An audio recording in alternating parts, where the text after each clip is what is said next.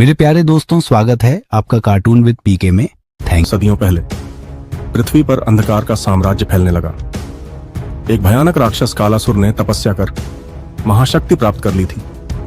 उसकी शक्ति इतनी प्रबल थी कि वह किसी भी साधारण योद्धा को परास्त कर सकता था। कालासुर ने अपनी राक्षसी सेना के साथ संहार आरंभ कर दिया।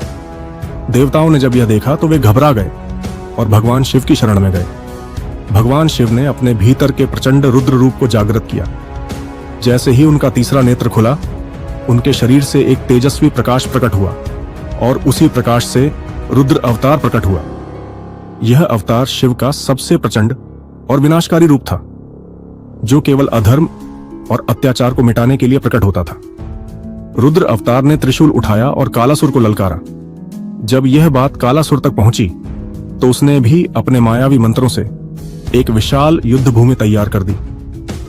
यह युद्ध केवल अस्त्र शस्त्र का नहीं था, बल्कि तंत्र मंत्र, माया और शक्ति का भी था। जैसे ही युद्ध प्रारंभ हुआ, चारों ओर आग की लपटें उठने लगीं। कालासुर ने अपने काले जादू से कई भूत प्रेतों को जीवित कर दिया, जो रुद्र अवतार पर हमला करने लगे। लेकिन रुद्र अवतार ने अपनी प्रचंड हुंकार भरी, जिससे पूरा आकाश कांप उठा। उनके त्रिशूल से निकली ज्वाला ने उन सभी प्रेतों को भस्म कर दिया।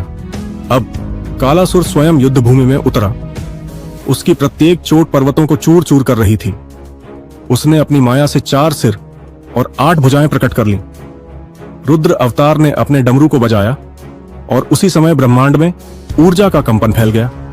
वह कंपन इतना शक्तिशाली था कि कालासुर की माया क्षीण होने लगी। रुद्र अवतार ने कालासुर पर प्रहार किया, लेकिन वह तुरंत अदृश्य हो गया और अपनी शक्तियों से भयावह राक्षस उत्पन्न करने लगा।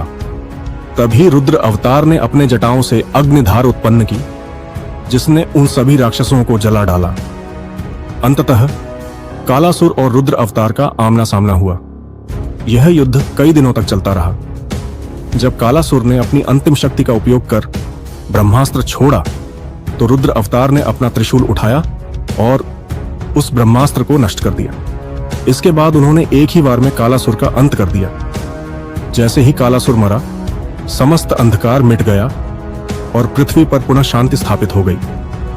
देवताओं ने रुद्र अवतार की स्तुति की और भगवान शिव अपने ध्यान में लीन हो गए। यह युद्ध केवल शक्ति का नहीं, बल्कि धर्म और अधर्म की परीक्षा थी, जिसमें सत्य की विजय हुई। जब भी अंधकार बढ़ेगा, जब भी असुर शक्तियां हावी होंगी, तब रुद्र प्रकट होंगे और अधर्म का नाश करेंगे।